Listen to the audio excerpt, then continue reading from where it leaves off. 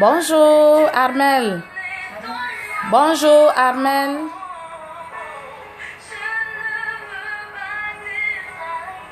Welcome, bonsoir Ida Laurette. Comment allez-vous?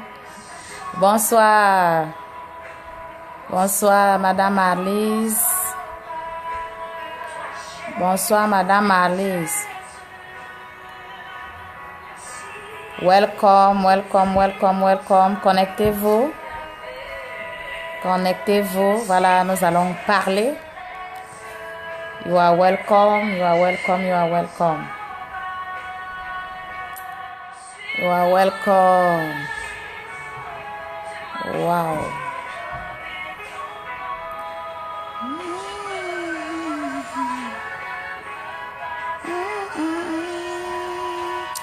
Hello, Luis Osasu, how are you? How are you doing? I'm happy to see you. Bonjour. Bon après-midi à vous. Voilà, you are welcome. I'm happy to see you. You are welcome, you are welcome, you are welcome. Wow, you are welcome. Comment allez-vous aujourd'hui? Nous allons parler, voilà, donc partagez la vidéo. Bonjour, Madame Adèle Lambeau. Okay, you are blessed. Hallelujah. You are welcome, you are welcome. Voilà, bon après-midi. Bon après-midi, Monsieur Samuel Fosso. Je suis très ravie de te retrouver en ligne. Voilà, you are all welcome. I'm happy to see you guys. Allah, beloved of God, you are all welcome. Voilà, nous allons parler et le sujet que nous allons aborder aujourd'hui, en fait, nous l'avons abordé lundi. Il était question que nous puissions, n'est-ce pas, en parler davantage pour permettre à plusieurs personnes d'être édifiées à ce sujet parce que c'est une question qui revient encore et encore lorsque, n'est-ce pas, je cause avec certaines personnes qui me contactent en inbox. Elles veulent savoir comment faire, n'est-ce pas, pour gérer leur couple avec des conjoints non chrétiens. Bon après-midi, Manfred Lebe. Voilà, bonjour, Madame Félicité Menunga. You are welcome. I'm happy to see you. Voilà, donc des personnes posent cette question chaque fois, lorsqu'elles sont, n'est-ce pas, en inbox avec moi, elles veulent savoir comment s'y prendre. Elles veulent avoir, n'est-ce pas, des éléments qui leur permettront de pouvoir bien gérer leur foyer. Shalom, Madame Marie-Petre Ndi, you are welcome. Je suis très ravie de t'avoir en ligne ce matin. Donc, nous allons en parler. Voilà, il y a des choses qui ont été dites lundi et je crois que vous avez été édifiés à ce sujet, que vous avez été, n'est-ce pas, bénis à ce sujet. Bonjour, bonjour Madame Léa Hermione Abiom, voilà, la vie, la Zoé. Je suis ravie de t'avoir en ligne, voilà, you are welcome. Donc, Manfred Lebe demande de l'aide à la prière. Waouh! Nous ne sommes pas dans un live de prière, mais c'est pris en compte, c'est noté. C'est pas un live de prière, ce live, n'est-ce pas, est pour le coaching, n'est-ce pas, pour permettre aux fils du royaume de développer une certaine mentalité, pour donner des questions, des réponses aux questions que plusieurs se posent en ce moment par rapport à leur vie au quotidien. Vous savez, le christianisme ne se résume pas seulement au fait de prier et de jeûner, d'aller à l'église. Et il y a la vie de tous les jours. Voilà. Comment faire pour que, n'est-ce pas, notre vie de tous les jours soit agréable. C'est pour cette raison que je suis là, vous coacher sur des sujets qui sont souvent tabous, des sujets, n'est-ce pas, sur lesquels on ne s'étend pas trop dans l'église, pour vous permettre d'être, n'est-ce pas, efficace et efficient, pour vous permettre de mener une vie chrétienne épanouie. C'est très important. Donc la connaissance que vous acquérez chaque jour des coachings vous permet, n'est-ce pas, de gérer des personnes autour de vous. Parce que parfois les chrétiens ont cru qu'ils vivaient dans une bulle où ils sont entre eux. Voilà, et puis la vie s'arrête là, ça se résume au fait d'être, n'est-ce pas, avec les autres chrétiens. Mais vous devez comprendre qu'il y a des personnes avec lesquelles vous interagissez qui ne sont pas de même obédience religieuse que vous, qui ne sont pas, n'est-ce pas, qui n'ont pas les mêmes doctrines que vous. Donc, comment allez-vous interagir avec ces personnes-là? La plupart du temps, les chrétiens, n'est-ce pas, se dit, si celui-ci ne fait pas partie de mon église, alors nous n'avons rien à faire ensemble. Nous ne pouvons pas nous asseoir ensemble, nous ne pouvons pas bâtir ensemble, nous ne pouvons pas faire un certain nombre de choses ensemble.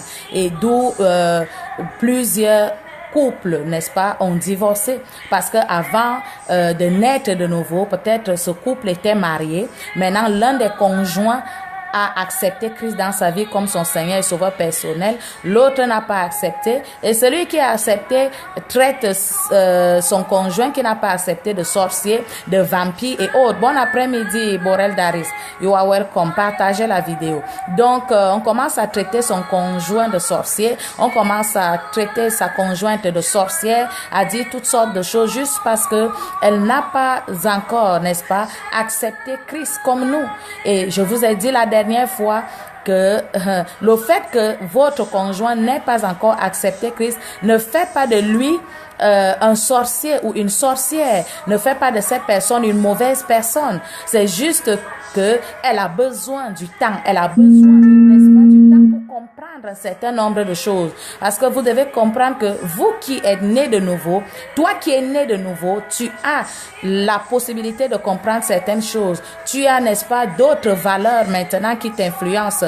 Tu as des principes avec lesquels tu vis et c'est ce qui fait de toi une nouvelle personne. Donc ton conjoint a eu l'habitude de te voir faire un certain nombre de choses, a eu l'habitude de te voir, n'est-ce pas, parler d'une certaine manière. Mais maintenant que tu es né de nouveau, les choses ont changé parce que la parole que tu écoutes tous les jours te confère une certaine mentalité, une certaine façon de faire et d'agir et même de voir les choses. Donc ce n'est pas souvent évident de regarder toujours dans la même direction que celui qui n'est pas né de nouveau parce que les valeurs changent, les priorités changent dans la vie. Vous n'avez plus les mêmes priorités en fait. Donc à partir de ce moment-là, il n'y a plus de cohésion. À partir de ce moment-là, il y a comme un déséquilibre. Et à partir de ce moment-là, il y a des incompréhensions. Et cela fait souvent source de tension. Le fait qu'un conjoint, n'est-ce pas, croit au Seigneur Jésus, devienne un chrétien en fait. Je ne vais pas utiliser le mot païen parce que le mot païen a une autre connotation. Lorsque la Bible parle de païen, le païen c'est celui-là qui ne connaît pas Dieu. C'est celui-là, n'est-ce pas, qui adore d'autres dieux. C'est celui qui adore d'autres dieux. Le païen, c'est celui qui adore de faux dieux. Il ne connaît même pas Dieu. Il a ses pratiques, voilà. Il a ses convictions et il marche à la lumière de ces convictions-là. Il a ses principes et il évolue avec ces principes-là. Vous voyez? Donc, mais il y a des personnes qui croient en Dieu. Il y a des personnes qui prient au nom de Jésus. Voilà. Donc, vous n'allez pas les appeler païens, païennes juste parce qu'elles ne viennent pas dans votre église, parce qu'elles n'ont pas les mêmes doctrines que vous, par exemple. Donc, plusieurs personnes croient en Dieu, mais chacun le démontre à sa manière. Chacun le démontre à sa manière. Donc, n'allez pas, le musulman n'est pas un païen, le catholique n'est pas un païen, l'évangélique n'est pas un païen, le témoin de Jéhovah n'est pas un païen. Donc il faut faire très attention lorsque vous utilisez certains termes. Un païen dans la Bible, c'est celui qui ne croit même pas que Dieu existe. C'est-à-dire il a d'autres dieux, il a ses principes, il a ses lois qui le régissent. Voilà. Donc, on peut l'appeler païen. Comme dans l'ancienne époque, les Babyloniens étaient des païens, les Égyptiens étaient des païens. Voilà. Donc, les Égyptiens étaient des païens, les Babyloniens étaient des païens. Ils n'avaient pas la crainte de Dieu. En fait, ils ne croyaient même pas en Dieu. Ils ne savaient pas qu'il y avait un Dieu qui existait. C'est pour ces raisons que lorsque Moïse va voir, n'est-ce pas, le pharaon lui demandant de sortir le peuple de l'esclavage, il lui a dit que Dieu m'a envoyé te dire de sortir le peuple de l'esclavage. Qu'est-ce que pharaon va lui dire? Le pharaon va lui demander qui est ton Dieu? Moi, je suis Dieu.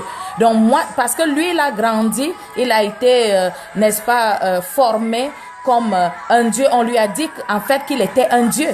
Donc, il était un païen. Voilà. Donc, celui qui prie au nom de Jésus, celui-là qui sait que Dieu existe, qui prie quand même Dieu, n'est pas un païen.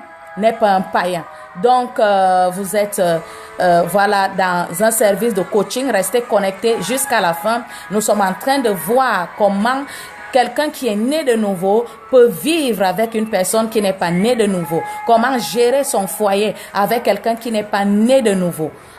Donc, j'ai dit, je ne vais pas dire quelqu'un qui est un païen parce que païen veut dire tout autre chose. Alors, quelqu'un qui n'est pas né de nouveau, comment le gérer? Comment vivre avec cette personne? Et je vous ai dit la dernière fois que vous êtes des accès de salut dans vos foyers. Donc, je prends le premier cas de figure. Celui où la femme et l'homme n'étaient pas nés de nouveau avant de se marier. C'est-à-dire, ils se sont mariés, ils ont vécu ensemble, mais au cours de leur marche, l'un des conjoints a accepté Jésus. L'un des conjoints a été visité par Dieu et a accepté Jésus-Christ. Maintenant qu'il a accepté Jésus-Christ, il y a un changement total. Et cette personne n'est plus la même. Son conjoint va se sentir, n'est-ce pas, lésé, va se sentir, n'est-ce pas, en fait, en difficulté. Good afternoon, Madame Odette Touabia. Son conjoint va se sentir, n'est-ce pas, comme, voilà, comme perdu. Pourquoi? Parce que il a l'impression d'avoir en face de lui une autre personne. Il a l'impression d'avoir en face de lui quelqu'un qui n'a jamais connu auparavant. Et c'est la vérité. Parce que lorsque vous naissez de nouveau, vous devenez une autre personne. Vous avez certes vrai, le même corps, la même taille, peut-être la même couleur de peau, mais à l'intérieur de vous, vous êtes une nouvelle personne. Vous êtes une nouvelle personne et vous avez des principes qui vous régissent maintenant. Vous avez des lois qui vous régissent et il y a des choses que vous ne pourriez plus faire. Peut-être avant, avec ton mari, vous aviez l'habitude d'aller dans les boîtes de nuit, vous aviez pour habitude d'aller boire avec des amis dans les bars, vous aviez pour habitude d'aller peut-être dans des clubs échangistes et autres. Voilà, vous vous adonniez à certaines pratiques ensemble et cela, n'est-ce pas, vous convenait. Mais aujourd'hui que tu es né de nouveau, tu as développé d'autres valeurs. Ces choses n'ont plus d'importance pour toi. Ces choses ne valent plus rien pour toi. Alors, il va se sentir blessé, il va se sentir mal.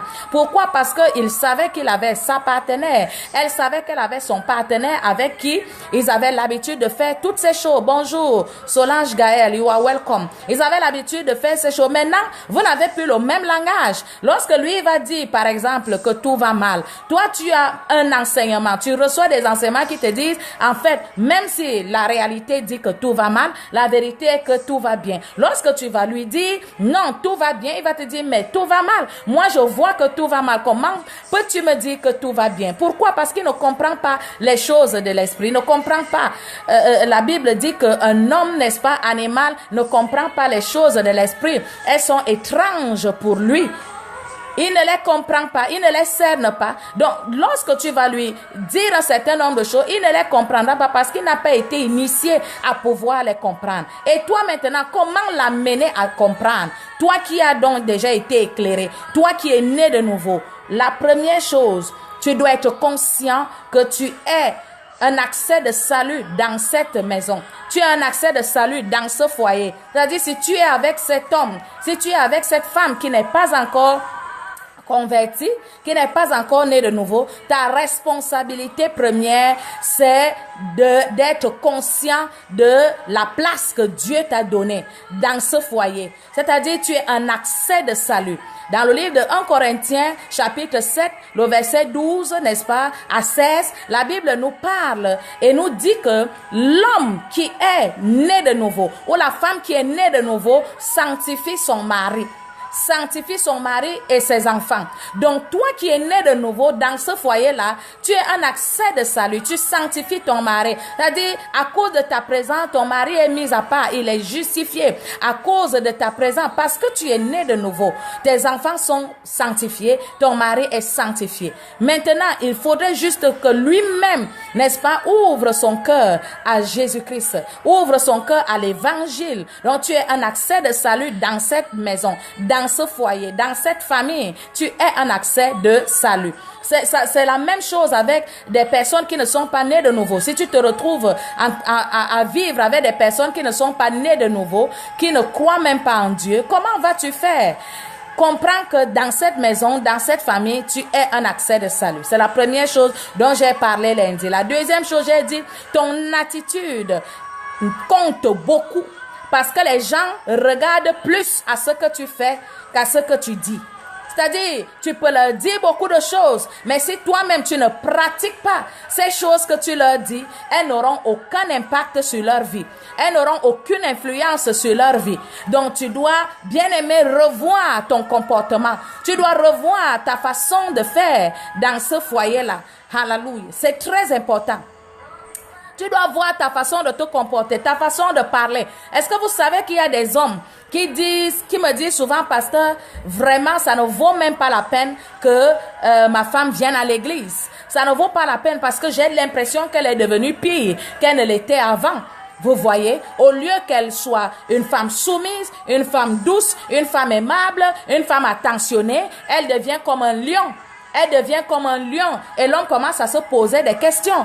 Il commence à se demander si tu vas t'amuser à l'église ou bien tu vas pour recevoir quelque chose. Il commence à se poser des questions sur le type d'enseignement même qu'on te donne à l'église. Parce que plusieurs femmes comme ça ont commencé à fréquenter les églises et du coup, elles qui étaient, je pense, soumises, voilà, douces, calmes, elles sont devenues bruyantes. Elles sont devenues, n'est-ce pas, des lionnes. Des lions, le comportement, avec des comportements bizarres. Donc, tu dois comprendre, bien aimé, que ton comportement joue beaucoup. Qu'importe ce que tu vas lui dire, si tu te comportes mal, tu ne le gagneras jamais. Tu ne la gagneras jamais. C'est très important. Ton comportement a une influence, un impact, je vous assure, un impact très important sur les personnes qui vous regardent. Quel est ton comportement? Comment t'adresses-tu à lui? Qui te donne, n'est-ce pas, ce toupet de l'homme méprisé? Aucun homme n'aimerait vivre avec une femme qui le méprise. Une femme, n'est-ce pas, qui le rabaisse tout le temps. Une femme qui lui dit qu'il est possédé. Une femme qui lui dit qu'il ne vaut rien.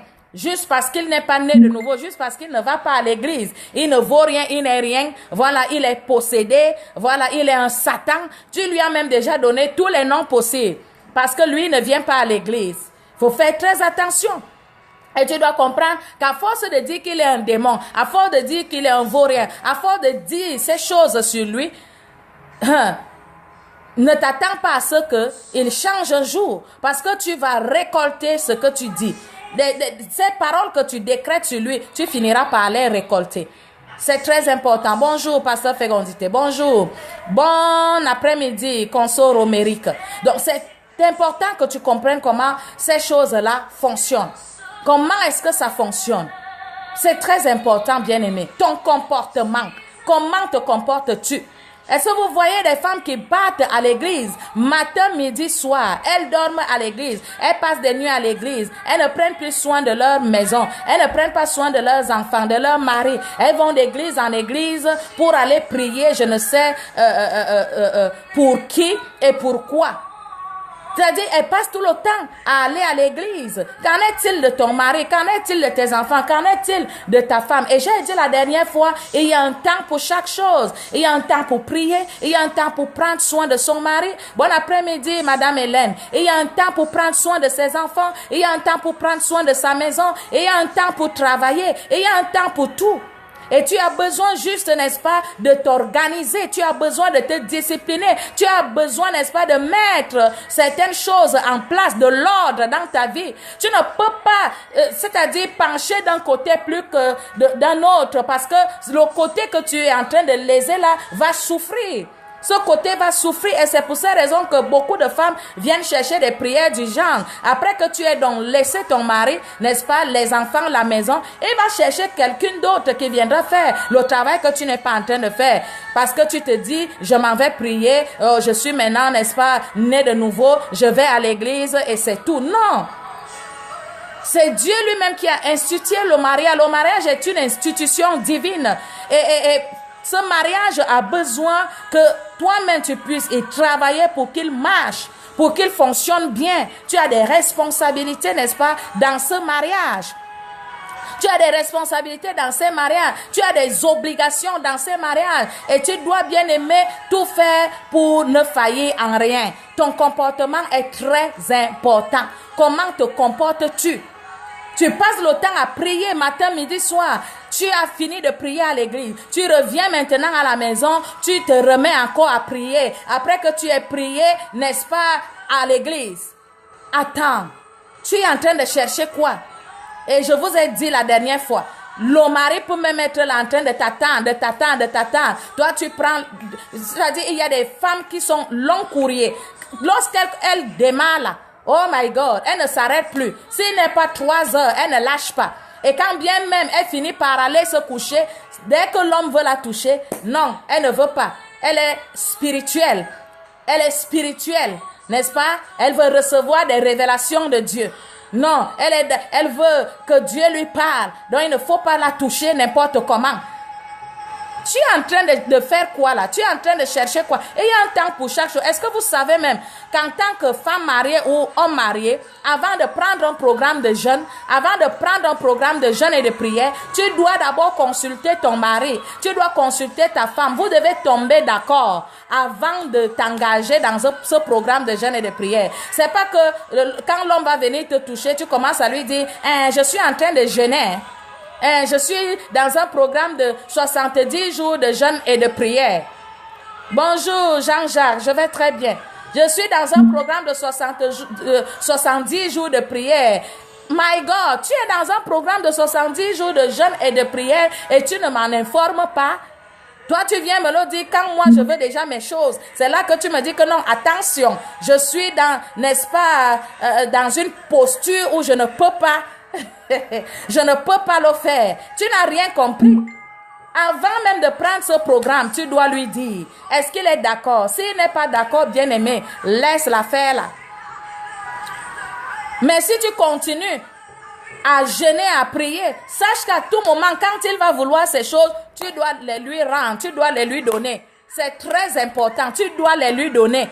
Ne trouve pas des excuses pour ne pas, n'est-ce pas, remplir tes obligations conjugales. C'est très important. Le comportement. Comment est-ce que tu te comportes? Quand tu rentres de l'église, tu as déjà pris tous les frères de l'église. Tu les as lavés. Tu as parlé, critiqué leur accoutrement. Tu as critiqué ton pasteur. Tu as critiqué les membres de la chorale. Tu as déjà tout dit. Tu penses qu'il ne t'écoute pas. Tu penses que là, il est assis là. Il n'est pas en train de t'écouter. Il t'écoute très bien. Il t'écoute très bien et dans son cœur, il se dit, mais si c'est comme ça chez eux, qu'est-ce que j'irai chercher là-bas? Il ne pourra pas venir. Tu as déjà fini de tout étaler, tout dire. Est-ce que tu comprends? Le Congo, ça, dans ta bouche. Non, bien-aimé, ton comportement, tu dois veiller. Tu dois veiller à ton comportement. Tu dois veiller à ce que tu dis. Tu dois veiller sur la manière dont tu te comportes. Face, n'est-ce pas, à ton conjoint, à ta conjointe. Il en est de même pour des frères. Tu es déjà frère de l'église, mais ta femme n'est pas encore une sœur engagée, elle n'accepte même pas. Comment est-ce que tu te comportes? Est-ce que tu es toujours en train de la comparer aux autres sœurs de l'église? Est-ce que tu es toujours en train, n'est-ce pas, de lui montrer combien elle est, n'est-ce pas, elle n'est pas à la page? Non, bien-aimé, tu dois prendre du temps, la faire asseoir, lui parler de temps en temps. Lui parler de temps en temps. Ne fais pas pression sur lui. Ne fais pas pression sur elle. Parce que Dieu, le même Dieu qui a touché ton cœur pour croire, c'est le même Dieu qui l'a créé et qui peut aussi toucher son cœur. Je vous ai dit la dernière fois que le Saint-Esprit est celui qui se charge. Dans le livre de Jean chapitre 16, la Bible dit que le Saint-Esprit, lorsqu'il viendra, il se chargera de faire quoi? De nous enseigner, de nous conduire dans toute la vérité. Le Saint-Esprit est celui qui convainc les cœurs de jugement et de péché. C'est lui qui convainc. Donc toi, de temps en temps, avec sagesse, injecte des semences, injecte la parole en lui. De temps en temps, injecte. Tu peux, n'est-ce pas, utiliser, c'est-à-dire te servir de certaines situations pour, n'est-ce pas, lui parler. Tu peux profiter de certaines situations qu'il traverse ou qu'elle traverse pour lui parler, pour lui montrer combien il est important pour lui ou elle, n'est-ce pas, d'accepter Christ. Parce que de toutes les façons, il va faire face aux situations. Elle va faire face à certaines situations et tu dois en profiter. Vous savez, dans cette affaire, il faut la sagesse. Ne lui mets pas la pression. Non, tu dois naître de nouveau. Non, tu dois naître de nouveau. Non, il faut arrêter ça. Parce qu'à force de le faire, il pensera qu'il y a autre chose derrière. Il va te dire, peut-être qu'on est en train de te demander quelqu'un. Ce n'est pas moi que tu vas sacrifier. Ce n'est pas moi que tu vas donner. La façon dont tu me fais pression là, non. Je pense que on est en train de te demander quelqu'un. Pourtant, ce n'est pas le cas, bien-aimé. Pourtant, ce n'est pas le cas. Donc, il faut fonctionner par la sagesse.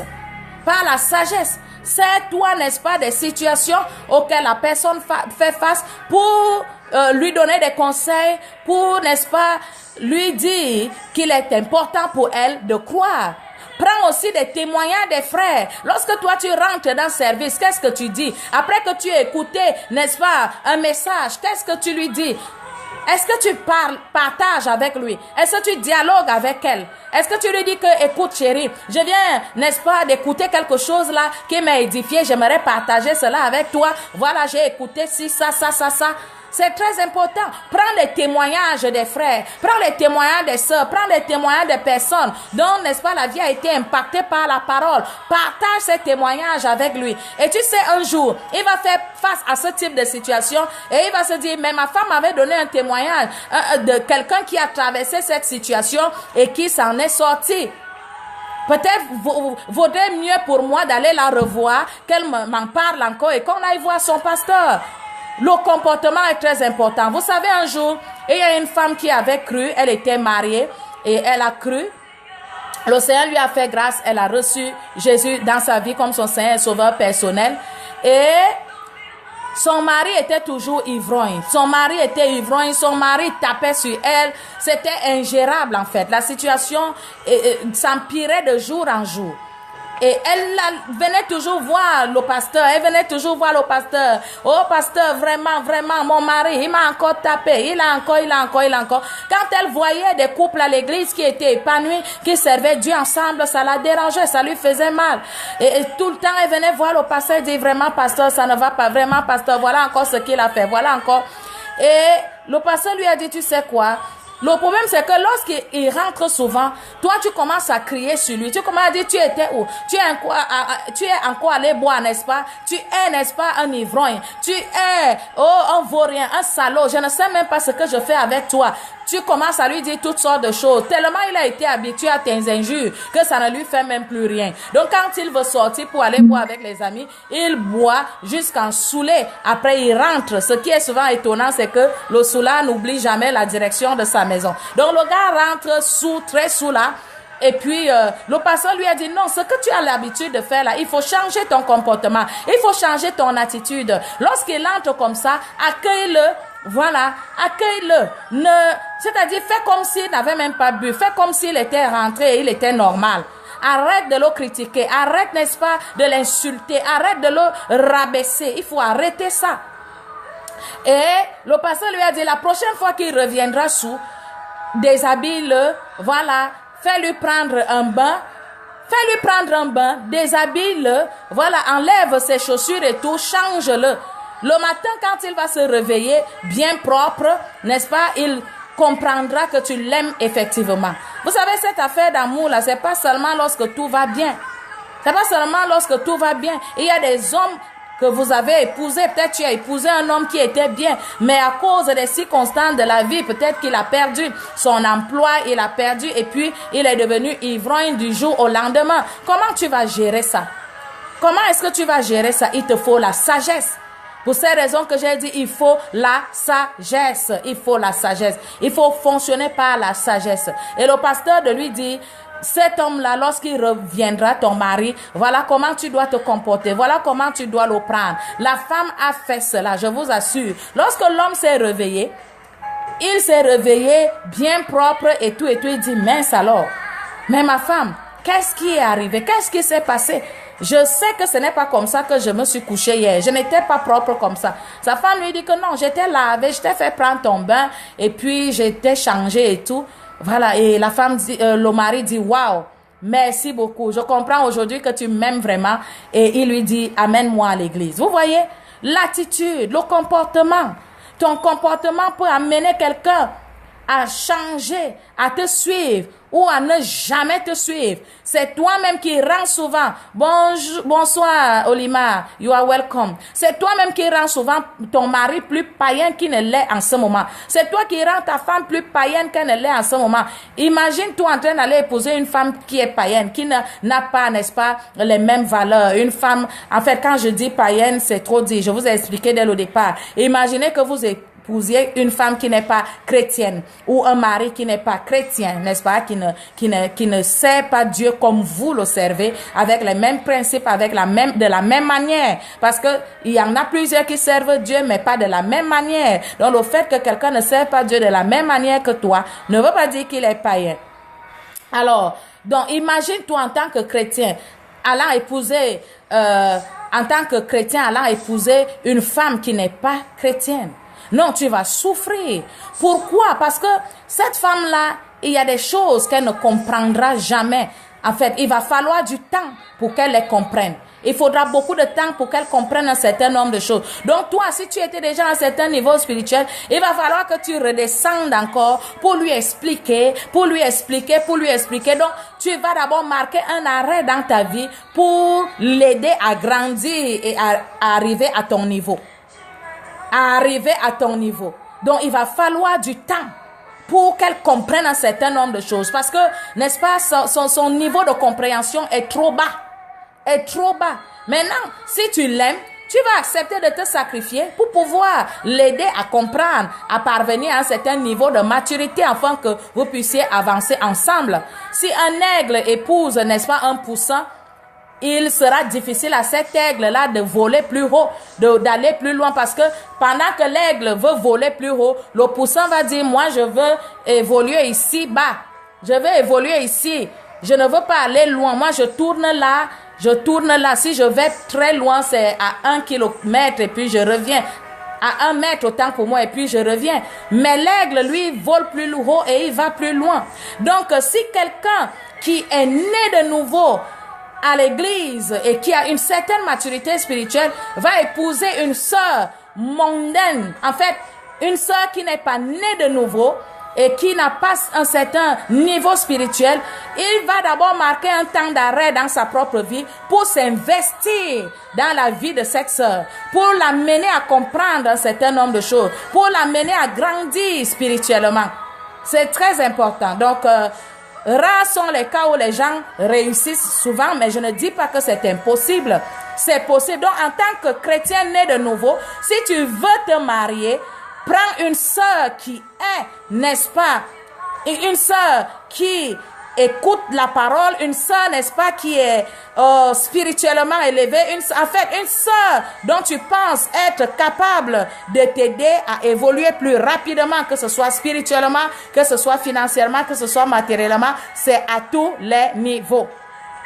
C'est à tous les niveaux. Donc, vous devez, n'est-ce pas, faire attention. J'ai dit lundi, si tu n'es pas encore marié, gloire à Dieu. Tu as le temps de faire ton choix. Ne te précipite pas parce que tu as la pression. Ne te précipite pas parce que tu en as envie ou bien parce que tu vois tes collègues l'ont déjà fait, tes soeurs l'ont déjà fait. Non, fais-le parce que tu as trouvé la personne qui te convient. Fais-le parce que tu as trouvé la personne qui te convient. C'est très important. Et prends le temps d'observer. Prends le temps de comprendre, d'étudier ces personnes. C'est très important. Et il y a un autre cas où, parfois, l'homme est dans une église et la femme est dans une autre église. Donc, les deux n'ont pas les mêmes doctrines, n'ont pas la même doctrine. Vous voyez? Ils n'ont pas la même doctrine. Ça fait que la femme regarde à gauche, l'homme regarde à droite. Peut-être la femme est dans une église où on interdit aux femmes de prêcher. Et l'homme est dans une église où on permet aux femmes de prêcher. Il y aura toujours des conflits entre les deux. Il y aura toujours des conflits. Alors la femme va dire non, moi je ne peux pas prêcher parce que chez nous on ne prêche pas. L'homme va dire mais là où moi je vais, on prêche. La femme peut prêcher comme et moi je suis un serviteur, peut-être un futur serviteur et je voudrais avoir une femme qui sert Dieu. Elle va te dire non, moi je ne suis pas disposée, n'est-ce pas, à fonctionner de cette manière parce que de notre côté, j'ai reçu un couple comme ça dernièrement, un couple où l'homme servait Dieu et sa femme était là. Sa femme veut bien servir. Sa femme, n'est-ce pas, a des prédispositions. Mais l'homme a grandi dans un moule où on interdisait aux femmes de prêcher. Et il dit à sa femme, toi, tu ne peux pas prêcher parce que moi, je crois fermement que la femme n'a pas le droit de prêcher. Et vous voyez, cette femme est là, mais elle est malheureuse. Elle est là, elle n'est pas épanouie. Elle n'est pas à l'aise. Mais elle va faire comment? Elle reste quand même, vous voyez. Ça, ce sont des cas comme ça que nous avons tous les jours, que nous traitons tous les jours. Donc, tu peux être déjà né de nouveau, mais fais attention au choix du conjoint que tu fais. Le choix du conjoint est très important. Si tu choisis quelqu'un qui n'est pas né de nouveau, il te faudra beaucoup de travail. J'ai un frère prophète comme ça qui demandait une femme à Dieu et tout. Maintenant, il a vu une fille et il s'est dit, voici la femme que j'ai demandé à Dieu. Cette fille venait juste d'arriver à l'église. Elle n'était même pas encore née de nouveau. Elle venait juste d'arriver à l'église. Et là, subitement, en fait, il lui a dit, tu es ma femme. Tu es ma femme. Je t'avais déjà vu. Tu es ma femme. Je vous assure. Dès qu'il s'est marié avec cette femme, scandale sur scandale jusqu'à ce que l'église se vide. Et au jour d'aujourd'hui, il n'y a même plus assez de membres à l'église. Parce qu'il y a des choses qu'elle ne comprend pas. Et il y avait des dimanches matin où il m'appelait, il me disait, pasteur, vraiment, je ne sais pas comment je vais faire. Je ne peux plus divorcer. Mais là, je suis prise au piège. Je lui dis, mon frère, il te faut seulement la grâce de supporter. Demande à Dieu de te faire grâce. Afin que tu puisses supporter, que tu sois patient. Donc, le dimanche matin, au moment où lui veut aller à l'église, c'est là que la femme commence les problèmes. Elle prend la Bible, elle tape, elle jette au sol et elle commence à piétiner la Bible. Elle dit que cette affaire de Bible, tous les jours, c'est quoi même Bible? Tu peux faire quoi à l'église? Toi et moi, nous devons rester ici et tout. Tu es quel genre de pasteur, même quel genre de prophète? C'est pour cette raison que je vous ai aussi dit, votre comportement est très important. La façon dont vous vous comportez est très important. Parfois, vous voyez les femmes, la femme du pasteur peut dire que c'est un mauvais pasteur. Pourquoi? Parce que lorsque lui il est devant le peuple, il est bien. Il est bien, n'est-ce pas? Il présente une bonne apparence, mais à la maison, ce n'est pas le même homme. Le comportement change en fonction des milieux dans lesquels il se trouve. Et il y a aussi des femmes comme ça, dont le comportement change en fonction du milieu dans lequel elle se trouve. C'est-à-dire, elle a plusieurs facettes. Plusieurs facettes. Elle montre la facette qui lui plaît au moment où elle veut la montrer. Vous comprenez ça? Donc, il faut faire très attention. Et je vous ai dit, le discernement. Vous devez, n'est-ce pas, avoir une communion profonde avec le Saint-Esprit pour qu'il vous montre de façon claire cette personne que vous voulez, n'est-ce pas, épouser, avec laquelle vous voulez vous engager. Il faut la connaître de manière à ce que votre destinée n'en souffre pas. Parce que vous devez comprendre que votre vie est affectée à 90% par la personne, influencée à 90% par la personne, n'est-ce pas, que vous choisissez comme conjoint ou conjoint dans votre vie. Donc, il faut faire très attention à ce qui concerne le choix du conjoint. Très attention. Donc, il y a le cas où l'homme part de son côté, la femme part de son côté. Que faut-il faire en ce moment? Est-ce qu'ils doivent divorcer? Je ne le recommande jamais. Je ne dirais jamais à quelqu'un d'aller divorcer de son mari ou de sa femme. Dans de tels cas, on recommande la tolérance. C'est-à-dire, on ne s'entend pas sur les points doctrinaux, mais nous sommes mariés, nous avons les enfants, nous avons bâti des choses ensemble, on va continuer d'évoluer ensemble, mais on va trouver un terrain d'entente. Parce que deux personnes peuvent aller ensemble si elles ne se sont entendues au préalable. Amos chapitre 3, le verset 3, n'est-ce pas, nous dit que deux personnes peuvent aller ensemble si elles ne se sont entendues, si elles se sont mises d'accord. Donc, il faut accepter l'autre avec sa différence. Et je vous ai parlé de la sagesse tout à l'heure. Et je dis, la sagesse, c'est quoi? C'est la capacité de reconnaître la différence chez l'autre. Donc, tu ne vas pas seulement accepter l'autre parce que il est dans la même direction que toi. C'est vrai que lorsque vous êtes dans la même direction, vous allez plus vite, vous allez plus loin, vous vous comprenez, il y a de l'harmonie. Mais s'il arrive donc que la personne maintient, n'est-ce pas, à rester de son côté, l'homme aussi maintient. Je parle dans le cas où vous êtes déjà marié. Que parfois, j'ai vu un couple comme ça. La femme, n'est-ce pas, était dans un pays, son mari dans un autre. Quand son mari a voyagé, il n'était pas né de nouveau. Elle était déjà née de nouveau. Mais lui, il est allé naître de nouveau dans une autre assemblée. Il va naître de nouveau dans une autre assemblée et sa femme et lui n'auront pas, n'est-ce pas, la même doctrine. Parce que là où lui, il est né de nouveau, il avait une autre doctrine. Mais ils étaient déjà mariés. Ils devaient faire comment? Divorcer parce que l'homme est né de nouveau, parce que l'homme a cru. La doctrine peut être différente en fonction de l'assemblée dans laquelle tu crois. Maintenant, il faut la tolérance, il faut la sagesse. La sagesse, c'est reconnaître la différence entre toi et la personne que tu as en face de toi. La sagesse, c'est reconnaître, n'est-ce pas, la différence des appels, la différence des ministères. Reconnais la différence. Donc, il faut la tolérance, il faut la sagesse. Reconnais que celui-ci est différent et je vais le gérer en fonction de cette différence. C'est très important. C'est très important. Donc, j'ai parlé, n'est-ce pas, de quelques points lundi sur lesquels je suis revenue. À savoir, premièrement, tu es, n'est-ce pas, un modèle.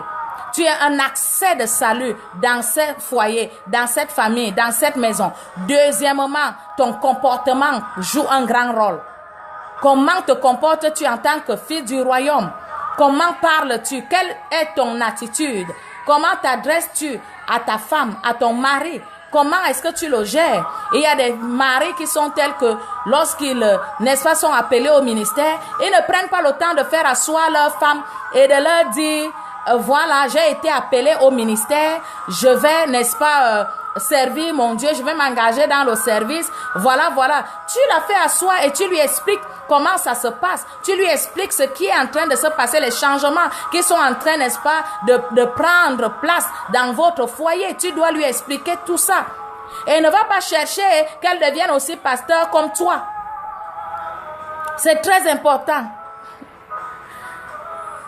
Olima dit quoi? Surtout les belles femmes.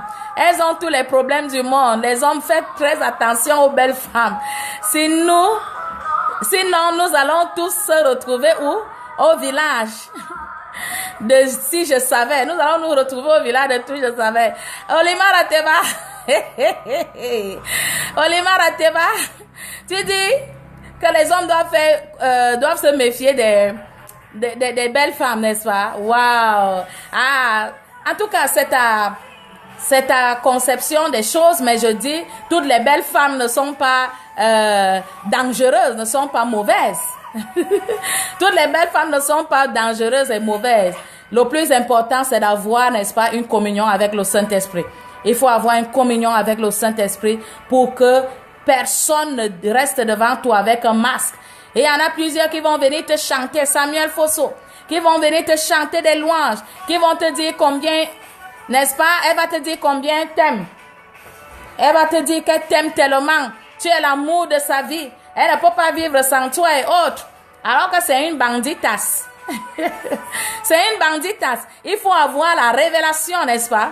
pour pouvoir la voir telle qu'elle est. Pour la voir telle qu'elle est, il faut la révélation. Donc, il faut le discernement. Il faut une communion profonde avec l'Esprit de Dieu pour voir son vrai visage. Donc, parfois, vous allez même rencontrer des personnes comme ça qui vous diront, si ce n'est que le fait d'aller à l'église, moi, je n'ai pas de problème. Je vais aller à l'église.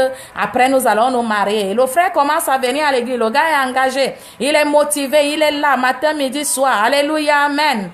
Et tout ça. Oh, il fait semblant d'être avec toi alors que le gars n'est même pas avec toi. Il n'est pas avec toi. Il attend une seule chose, le mariage. Dès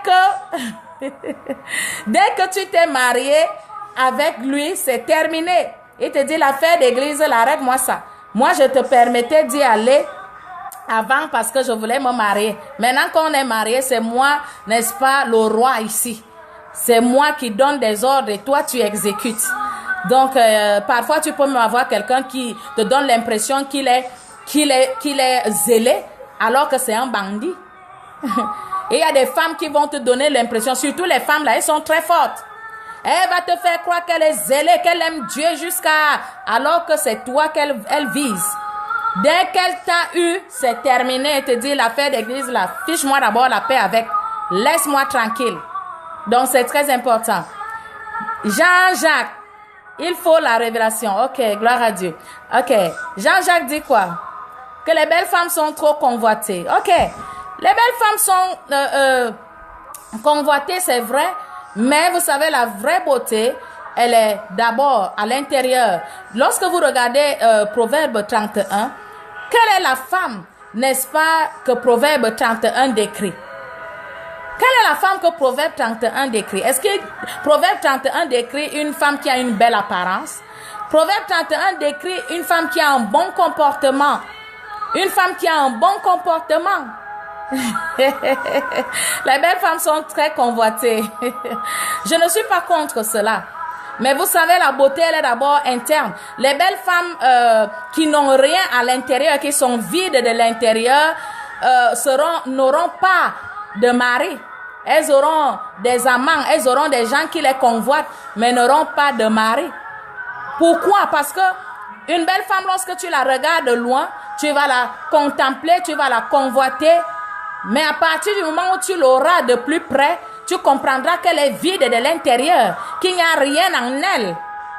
Il n'y a rien en elle et du coup, tu vas te séparer d'elle. C'est pour cette raison que vous voyez de très belles femmes finir leur vie seules. Elles ne sont pas mariées, elles sont comme ça seules, ou bien elles ont fait plusieurs mariages et ça n'a toujours pas marché.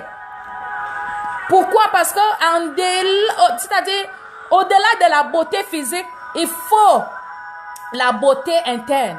Il faut la beauté interne. Ça ne sert à rien.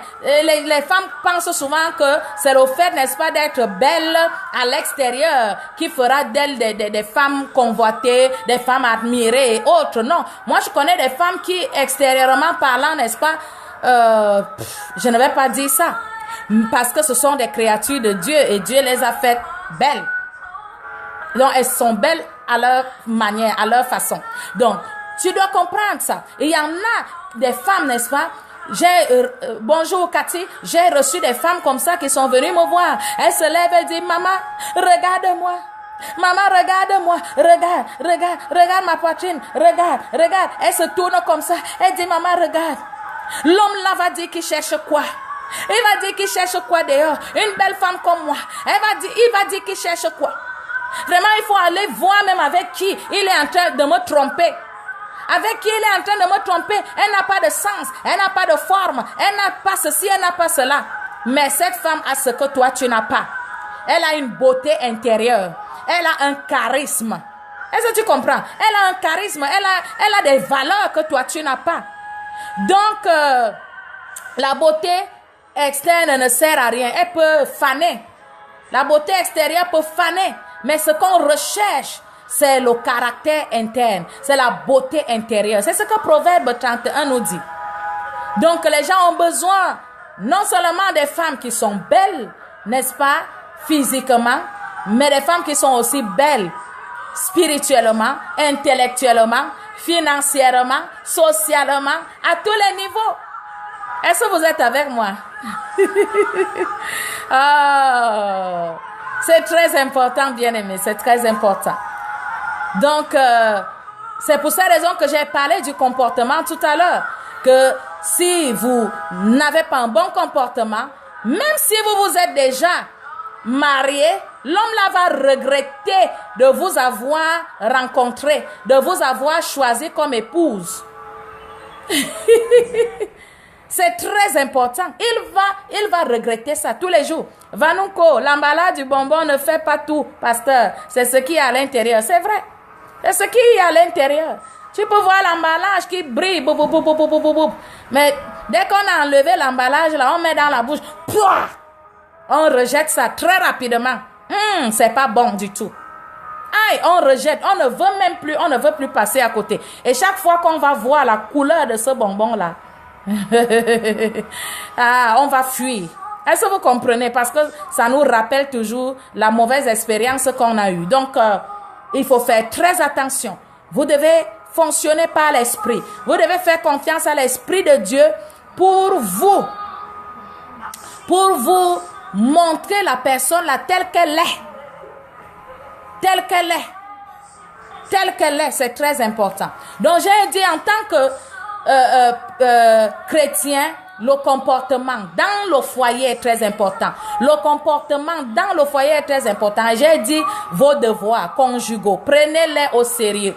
Ce n'est pas parce que tu vas à l'église que tu ne vas plus prendre ton mari au sérieux, que tu ne vas plus prendre ta femme au sérieux. Et il y a des hommes qui se sont mariés avec l'église. Il y a des hommes qui se sont mariés avec l'église au point où la femme est lésée à elle-même. Elle ne voit même plus son mari. Il part au bureau, il revient. Comme pendant qu'il est même là, il est toujours en train de suivre les chrétiens. Après, n'est-ce pas maintenant, même sur le lit, il suit les chrétiens. Il prie pour les chrétiens. Donc le gars est là pour les chrétiens, mais il n'est pas là pour sa femme. Il est là pour les enfants des autres, mais il n'est pas là pour ses propres enfants. Il y a des femmes comme ça. Tu pars passer des nuits à l'église, ainsi de suite. Tu pries là-bas. Tu rentres à la maison. Tu continues de prier. Tu n'as pas le temps pour ton mari. Je vous ai dit cela d'entrée de jeu. Tu ne le satisfais pas. Est-ce que tu comprends? Il a des besoins. Tu ne gères pas ces besoins-là. Toi, tu vas à la prière. Tu pries matin, midi, soir. Ton apparence même est négligée. Avant de te marier, tu étais pimpante, mirobolante, douce, belle. Maintenant que tu t'es marié, tu dis, j'ai obtenu ce que je cherchais. Je vais encore faire le nyanga comment? Je vais encore me nettoyer comment? J'ai déjà eu ce que je cherchais. Faites très attention. Même les hommes, faites très attention. Faites très attention. Donc, il faut prendre soin. Il faut un équilibre. Il faut un équilibre dans tout ce que nous faisons. Il ne faudrait pas qu'un côté soit en train de souffrir au détriment de l'autre. Sinon, ça ne va pas marcher. Ça ne va pas marcher. Ne permets pas à un côté de souffrir. Il doit y avoir un équilibre. Il y a un temps pour le sexe, il y a un temps pour manger, il y a un temps pour prier, il y a un temps, n'est-ce pas, je ne sais pas moi, pour sortir. Il y a un temps pour tout. Et chaque chose doit se faire en son temps. En son temps. C'est très important. Waouh, waouh, waouh, waouh, waouh. Donc, tu es un accès de salut. Deuxième chose, le comportement. Troisième chose, la sagesse. Tu dois fonctionner par la sagesse. Ne le presse pas. Ne la presse pas. C'est-à-dire, refuse de presser ton conjoint. Refuse, n'est-ce pas, de lui mettre une pression énorme. Qu'elle se retrouve à venir à l'église juste pour te faire plaisir alors que ça ne l'intéresse même pas du tout. Injecte des paroles de temps en temps. Utilise des témoignages pour lui parler. C'est très important. Voilà.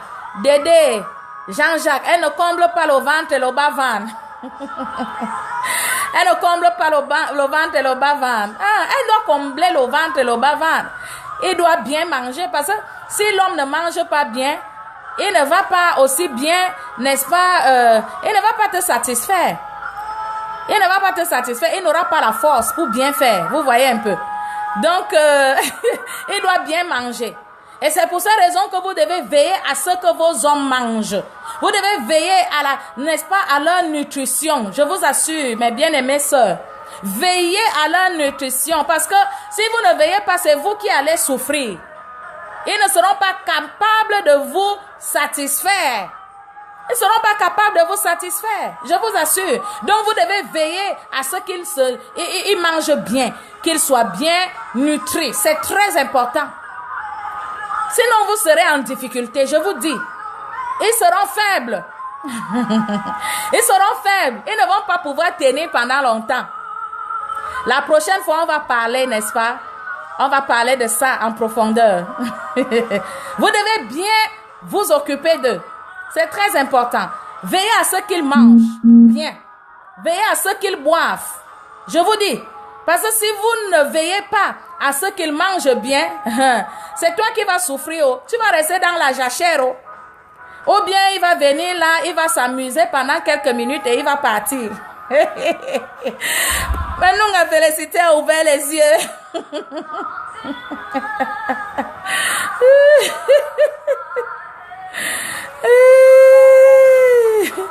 Wow. Il doit bien manger, c'est important. Le ventre. Voilà, maintenant, et le bas-ventre. Toi-même, tu dois le prendre bien. C'est important, tu dois bien le prendre. On va parler, on aura le temps de parler des positions et de tout parce que je sais que beaucoup de questions sont en train de tarauder dans vos esprits là en ce moment. Vous êtes en train de vous poser un certain nombre de questions. Vous voulez même savoir quelles sont les positions qu'on doit prendre et tout ça en tant que fils du royaume et tout.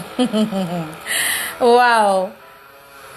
Donc vous devez, on va en parler. Nous aurons un live où nous allons en parler. Ouais, la bonne conduite. Voilà, j'ai aussi parlé de la prière. La prière. Vous devez prier pour votre conjoint. Beaucoup de personnes font plusieurs choses sauf la prière. Vous devez prier. C'est très important pour votre conjoint. Priez afin que... Maman in fact. Ok. Priez pour votre conjoint afin que, n'est-ce pas, son cœur soit ouvert. Louise Osasso, tu attends ça.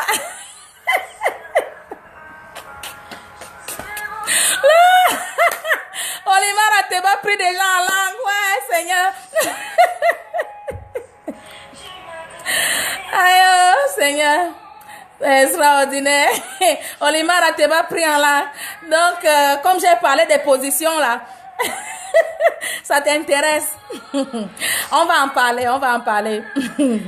parler. Les positions là, on va en parler.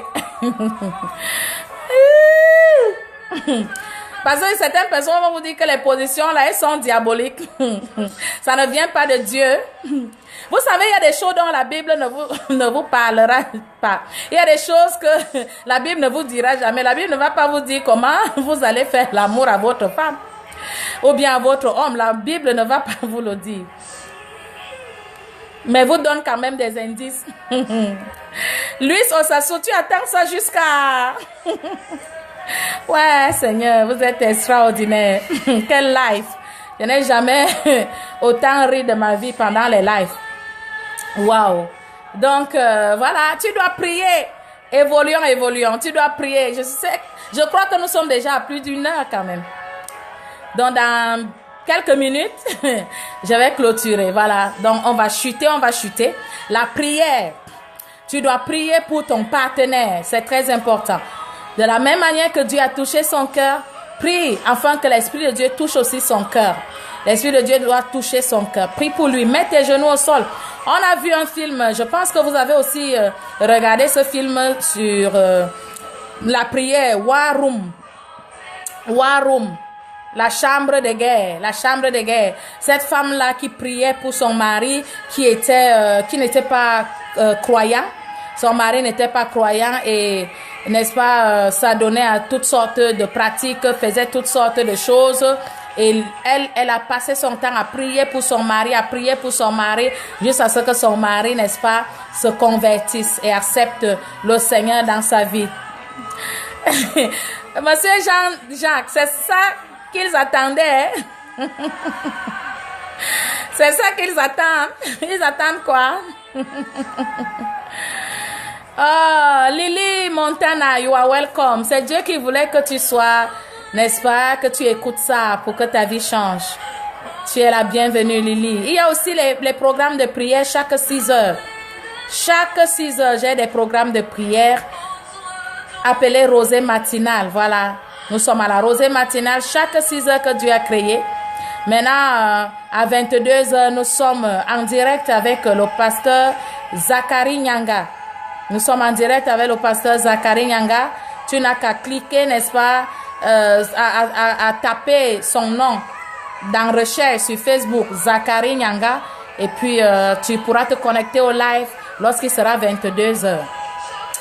Oh, waouh, waouh, waouh. Donc, tu dois prier pour ton conjoint, prie pour ton fiancé, prie pour ta fiancée. Il peut aussi arriver que tu sois, n'est-ce pas, fiancé à un homme, peut-être qui n'est pas en train, n'est-ce pas, de saisir la vision de Dieu pour ta vie. J'ai dit, vous devez vous entendre dès le départ. Donc, la période des fiançailles, c'est une période où vous vous observez. La période des fiançailles ne veut pas dire que c'est déjà fait, que vous allez vous marier, vous allez nécessairement vous marier, non. Vous allez obligatoirement vous marier, non. La période des fiançailles, c'est une période d'observation, c'est une période d'étude, c'est une période où vous pouvez décider d'arrêter la relation à n'importe quel moment. Voilà, donc vous pouvez stopper ça à n'importe quel moment parce que... Donc, vous pouvez, gloire à Dieu, Luis Osasu, on va en parler. Tu auras toutes les réponses dont tu as besoin. Voilà, toutes les réponses dont tu as besoin, tu les auras. Donc, la période des fiançailles, c'est une période où vous vous observez. C'est pas dit que tout est déjà, c'est-à-dire vous allez nécessairement vous marier. Donc, tout peut s'arrêter à tout moment. Donc, il faudrait s'assurer à ce que votre conjoint, n'est-ce pas, sache où vous êtes en train d'aller. Quelle est votre vision des choses? Comment est-ce que vous voyez des choses et tout? Vous savez, pour une relation équilibrée, il faut avoir, n'est-ce pas, il faut qu'il y ait compatibilité. Compatibilité sexuelle, compatibilité spirituelle, compatibilité intellectuelle, compatibilité, vous voyez, même alimentaire. Il faut une certaine compatibilité. C'est très important. Parce que s'il n'y a pas de compatibilité, il y aura toujours, n'est-ce pas, des tensions entre vous. Il y aura toujours des tensions. Voilà, il y aura toujours des sujets, vous voyez, de polémique entre vous. Il y aura toujours des petits trucs qui vont faire en sorte que vous ne vous entendiez pas. Donc, vous devez être compatible sexuellement. J'en ai parlé une fois, la compatibilité sexuelle. La compatibilité intellectuelle, la compatibilité, voilà, spirituelle, alimentaire. Prie pour ton conjoint. Intercède pour ton conjoint. C'est très important. Si il a même des problèmes, ou elle a les problèmes de frigidité, ton conjoint a des problèmes, prie pour lui, prie pour elle. Ça va aller, ça va aller, ça va aller. Donc, l'amour que tu lui portes va t'amener à être patient, tolérant, à supporter. Je sais que ce n'est pas souvent facile de vivre avec quelqu'un qui ne voit pas les choses comme vous. C'est pas souvent facile de vivre avec quelqu'un, n'est-ce pas, qui ne pense pas comme vous. C'est pas facile. Mais vous devez être patient, tolérant. Vous devez supporter parce que vous l'aimez. Supporter et prier pour la personne. Intercéder pour la personne. Intercéder pour la personne, c'est très important. Hein, Monsieur Samuel, merci pour votre dynamisme, pasteur. Je suis comblé cet après-midi sur des choses que j'ignorais. Gloire à Dieu. Gloire à Dieu. Et je sais que tu es aussi passé à un autre niveau en écoutant en cet après-midi. En écoutant, voilà. Donc, l'amour va t'amener à supporter, à soutenir, voilà, à être patient, à prier davantage pour ton conjoint. Alors, tu vas toujours prier pour lui, tu vas le présenter au Seigneur, tu seras patient, tu vas davantage, n'est-ce pas, l'encourager, tu vas davantage, n'est-ce pas, voilà, lui parler, lui prêcher l'évangile, en fait. Tu vas toujours lui dire de temps en temps ce que la parole de Dieu recommande et tout, tout cela dans l'amour. Tout cela dans l'amour, dans une attitude d'humilité. Surtout, vous les femmes, dans une attitude d'humilité. C'est pas comme lui donnant des ordres. Ne lui dis pas ces choses comme si tu lui donnais des ordres, comme si tu lui obligeais. Non, tu ne lui obliges pas. Tu es en train, bien-aimé, de faire un travail dans l'humilité. Tu fais un travail dans l'humilité et surtout dans l'amour, dans la douceur, avec beaucoup de tact. C'est très important. C'est pour ça que j'ai parlé de sagesse, avec beaucoup de tact, avec beaucoup d'amour. C'est important. Donc, ne lui parle pas comme si c'était une obligation, comme si, je ne sais pas, c'était du chantage et tout ça. Non. Une personne ne va pas croire au Seigneur Jésus de cette manière. La personne doit être convaincue de l'intérieur avant de s'engager, avant de croire. Et le fait que cette personne ne soit pas encore née de nouveau ne veut pas dire qu'elle est mauvaise. Cela ne veut pas dire que tu dois la traiter n'importe comment et lui parler n'importe comment. C'est très important. Et j'ai dit pour clôturer, avant de te marier, tu dois, n'est-ce pas, t'accorder avec la personne avec laquelle tu vas te marier. Elle doit connaître, n'est-ce pas, ta position, elle doit connaître tes priorités, elle doit connaître, n'est-ce pas, les principes qui te régissent, les lois qui te régissent, elle doit connaître toutes ces choses. Si elle s'engage, tant mieux. Si elle n'est pas d'accord, vos chemins se séparent. Donc ne va pas te mettre la corde au cou pour que demain on soit en train de faire les prières d'urgence. Les prières d'urgence. C'est très important. Donc, quelqu'un qui aime va se sacrifier. Quelqu'un qui aime va être patient. Quelqu'un qui aime, n'est-ce pas, va soutenir. Léa, Madame Léa, Hermione, pasteur, pardon, ma question. Tu as une question, Léa. La question, c'est quoi? Renvoie-moi la question, Léa, s'il te plaît. La question, c'est laquelle, Léa? Dis-moi rapidement. Je réponds à ta question et puis je clôture. Est-ce que quelqu'un a une question? On en profite. On en profite pour prendre les questions. Voilà, on en profite. Est-ce qu'il y a des questions? Voilà, si vous avez des questions, posez-les. Je suis là pour vous. Hein. Y a-t-il des questions, Léa? Tu avais une question ou bien? Ou bien ça va?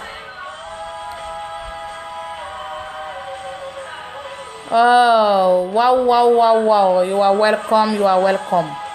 Voilà, s'il n'y a pas de questions, nous allons chuter. S'il n'y a pas de questions, nous allons chuter. Donc, j'ai dit que nous parlerons des positions pendant l'acte sexuel, les positions à prendre ou à ne pas prendre. Qu'est-ce qui est biblique, qu'est-ce qui est satanique, qu'est-ce qu'il faut faire, qu'est-ce qu'il ne faut pas faire. On en parlera.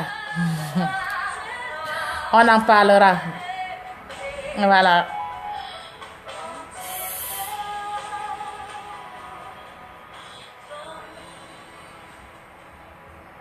Je suis le pasteur Blanche, coach activatrice des masses.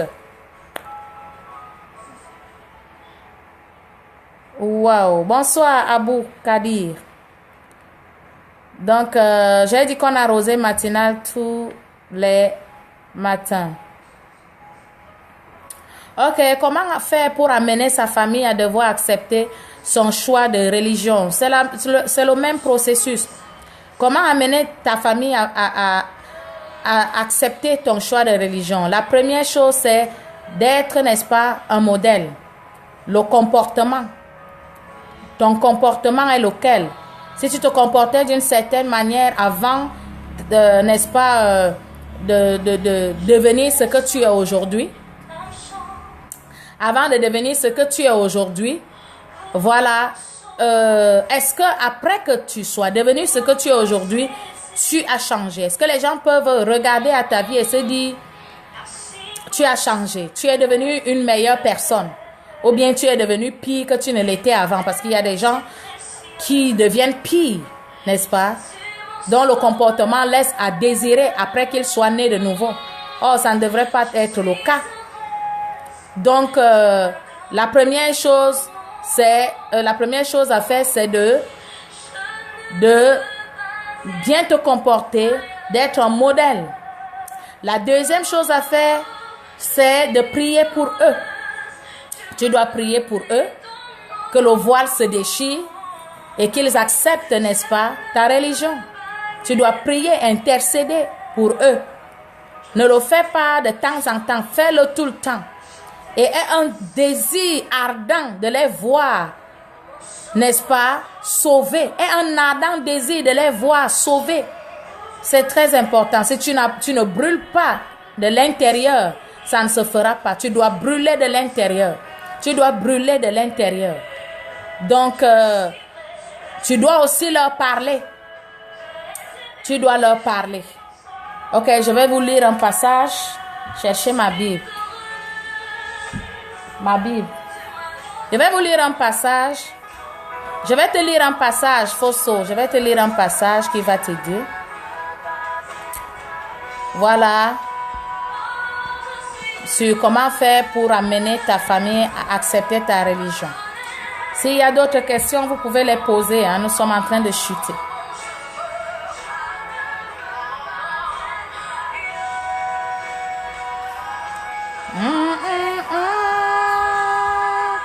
Ok, nous allons lire quelque chose là.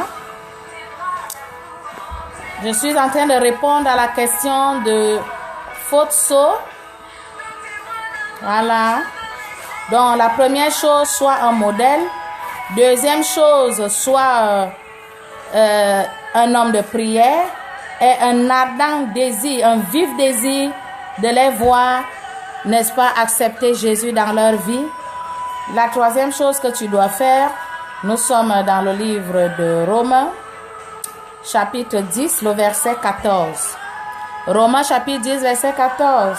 Comment donc invoqueront-ils celui en qui ils n'ont pas cru? Et comment croiront-ils en celui dont ils n'ont pas entendu parler?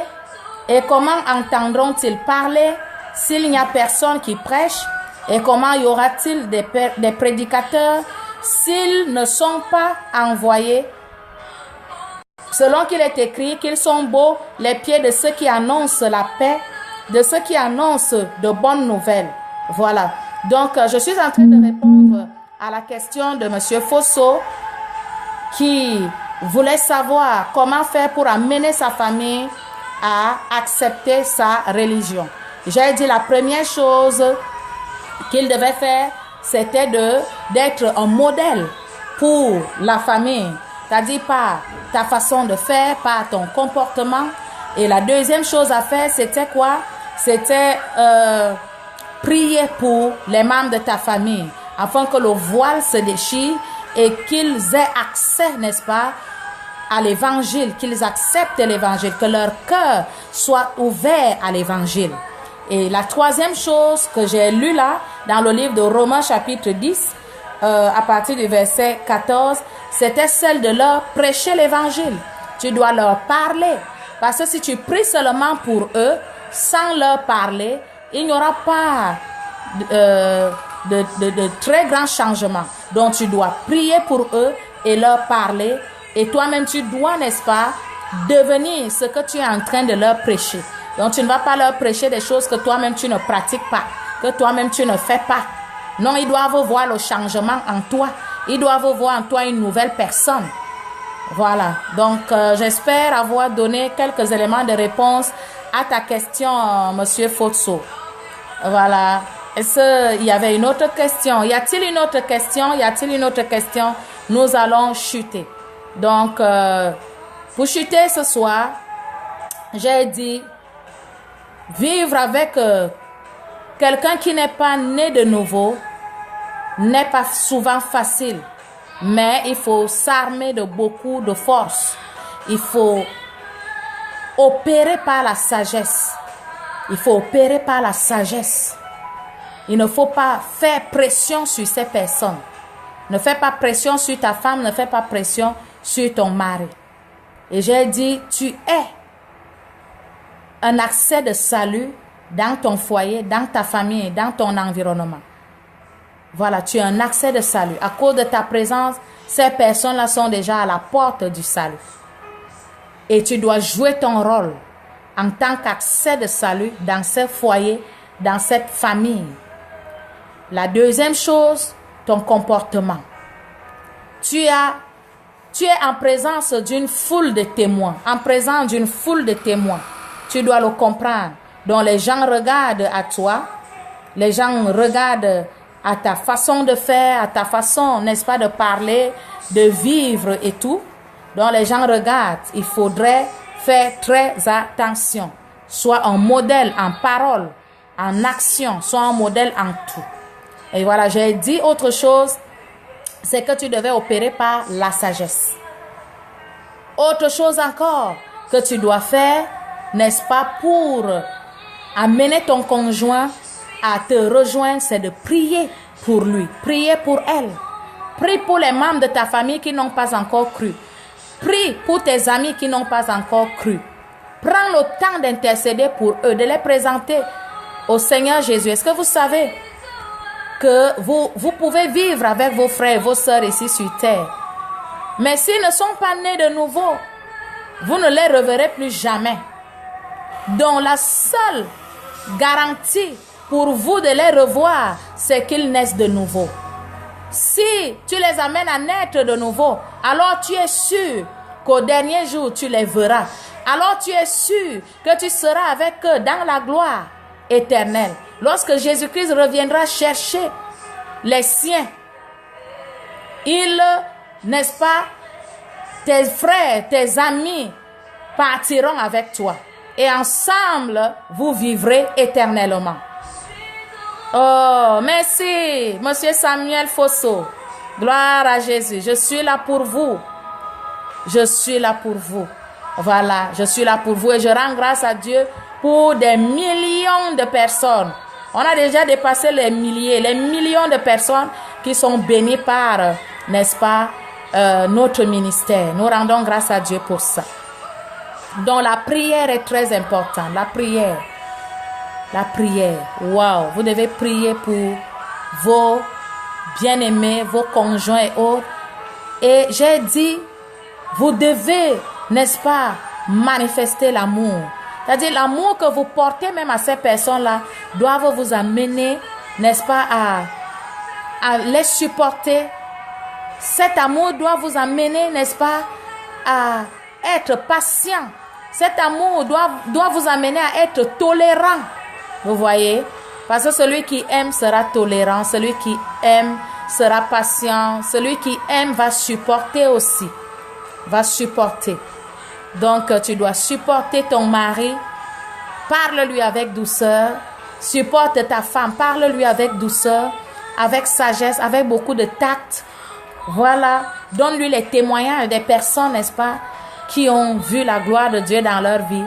Et je t'assure, au fur et à mesure que tu vas s'aimer davantage des semences dans son cœur, il finira par accepter.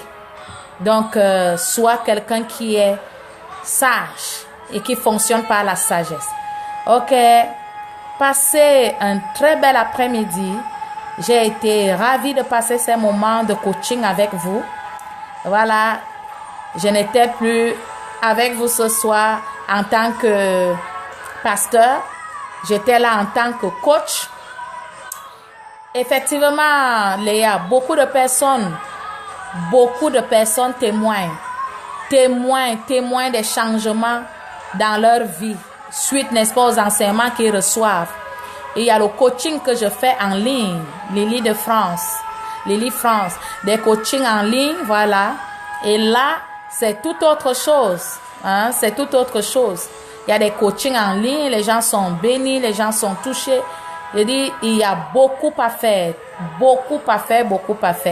Les gens ont besoin de la parole, ont besoin. Et vous savez, le coaching que je fais est, n'est-ce pas, basé sur la parole de Dieu. Je fais ce coaching avec la parole de